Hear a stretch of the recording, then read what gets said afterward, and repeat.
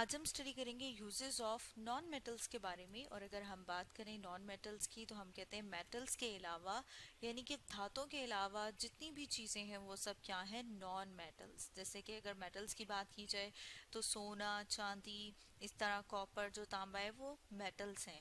लेकिन जब हम बात करते हैं कार्बन, सल्फर, फास्फोरस, ये क्या है, ये नॉन मेटल्स की एग्जांपल्स हैं। तो हम देखेंगे कि नॉन मेटल्स के यूजेस क्या है, यानी कि उनके फायदे क्या है। अब जैसे कि हम बात कर रहे हैं कि ये एग्जांपल्स हैं नॉन मेटल्स, और नॉन मेटल्स में भी सॉलिड नॉन मेटल्स की। तो हम सबसे पहले बात कर लेते हैं कार्बन की। कार्बन हम देखते हैं बहुत सारी फॉर्म्स में मौजूद है, जिसमें हम देखते हैं डायमंड और ग्रेफाइट यानी कि हीरा, और इसी तरह से ग्रेफाइट हम देखते हैं ब्लैक से कलर में मौजूद होता है, जो हमें लेड पेंसिल्स में भी नज़र आता है। ये क्या है, कार्बन की एलोट्रोपिक फॉर्म्स हैं। एलोट्रोपिक फॉर्म यानी कि कार्बन जो है वो एक से ज़्यादा फॉर्म्स में एग्जिस्ट करता है, यानी कि पाया जाता है, जैसे कि डायमंड है, ग्रेफाइट है। अब अगर हम डायमंड की बात करें और साथ में हम अपने सामने डायग्राम देख लेते हैं कि हमें किस तरह से नज़र आता है। जैसे यहाँ पर हम देख रहे हैं डायमंड, तो हम देखते हैं कि जो डायमंड है वो बहुत ही हार्ड मैटर है, यानी कि नॉन मेटल्स में हम देखते हैं कि ये सबसे ज़्यादा सख्त पाया जाने वाला नॉन मेटल है। इसको हम देखते हैं कि कहाँ पर इस्तेमाल होता है। ये इस्तेमाल होता है बहुत सारी ज्वेलरी में, यानी कि आराइश के लिए, ऑर्नामेंटल के तौर पे इस्तेमाल होता है। इसी तरह से हम देखते हैं कि इसके अलावा ये इस्तेमाल होता है ग्लास को कट करने के लिए, क्योंकि हम कह रहे हैं कि जो डायमंड है वो बहुत ज़्यादा हार्ड यानी कि बहुत ज़्यादा सख्त होता है। इतना हार्ड होता है कि उसे इस्तेमाल किया जाता है ग्लास को कट करने के लिए। इसी तरह से अब अगर हम ग्रेफाइट की बात करें कि ग्रेफाइट का क्या यूज़ है, तो हम देखते हैं कि जो ग्रेफाइट है वो एक गुड कंडक्टर है इलेक्ट्रिसिटी का, यानी कि उसमें से बिजली पास कर सकती है। इलेक्ट्रिसिटी कहा जाता है बिजली को। और इसके साथ साथ हम देखते हैं कि हमने अपने आसपास बहुत सारे इस तरह के सेल्स देखे हैं जिन्हें के बैटरी कहा जाता है। अब अगर हम इसको तोड़ के देखें तो इसके अंदर हमें एक ब्लैक कलर का रॉड सा नज़र आता है, और ये जो रॉड है ये काम करता है इलेक्ट्रोड के तौर पे। और ये किसका बना हुआ है, ये बना हुआ है ग्रेफाइट का। इसी तरह से अगर हम ग्रेफाइट का एक और इस्तेमाल देखें, उसका एक और यूज़ देखें, तो हम देखा कि ग्रेफाइट जो है वो ब्लैक कलर का है। तो इसको जब क्ले के साथ, मिट्टी के साथ एक ख़ास रेशो में मिक्स करके, तो हम देखते हैं कि लेड पेंसिल बनाने में भी इस्तेमाल होता है। जैसे यहाँ पर हम अपने सामने देख रहे हैं लेड पेंसिल, जिसे हम लिखने के लिए इस्तेमाल करते हैं।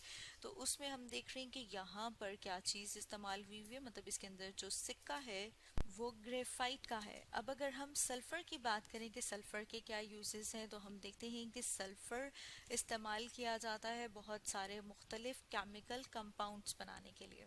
यहाँ पर हम अपने सामने सल्फ़र की डायग्राम भी देख रहे हैं कि येलोइश से कलर का है।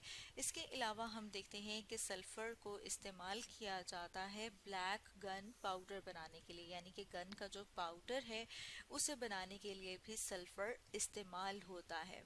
इसके अलावा हम देखते हैं कि बहुत सारे कंपाउंड्स जो हैं वो सल्फ़र से बनते हैं। और अगर उन कंपाउंड्स की बात करें कि कौन कौन से हैं, उनमें हम देखते हैं सल्फ्यूरिक एसिड, जो कि हम देखते हैं कि क्या है, एक एसिड है। एसिड कहा जाता है तेज़ाब को।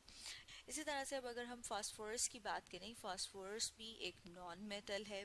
और अगर इसके इस्तेमाल की बात करें तो हम देखते हैं कि मैचेस यानी कि जो माचिस की है उसकी तीलियाँ, उसके ऊपर ये जो हमें नज़र आ रहा है जो रेड से कलर का है, यहाँ पर क्या इस्तेमाल हुआ हुआ है, फास्फोरस। इसी तरह से हम देखते हैं कि हमारे आसपास मौजूद है एयर यानी कि हवा। और हवा की बात की जाए तो हवा जो है उसके अंदर बहुत सारी गैसेस मौजूद हैं, और गैसेस जो है उनमें से हम देख रहे हैं बहुत सारी ये गैसेस क्या हैं, नॉन मेटल्स। उसमें से अगर हम कुछ की बात करें, जैसे कि ऑक्सीजन, जिसे कि इस्तेमाल करते हैं इंसान, इसके अलावा पौधे, जितने भी जानवर हैं सांस लेने के लिए, यानी किधर इस्तेमाल होती है, रिस्पायरेशन में। इसी तरह से हम देखते हैं कि अगर कोई चीज़ टूट जाती है तो उसको वेल्डिंग के ज़रिए से या वेल्डिंग की मदद से उसको जोड़ दिया जाता है। तो वहाँ पर भी कौन सी गैस इस्तेमाल होती है, वहाँ पर हम देखते हैं कि ऑक्सीजन।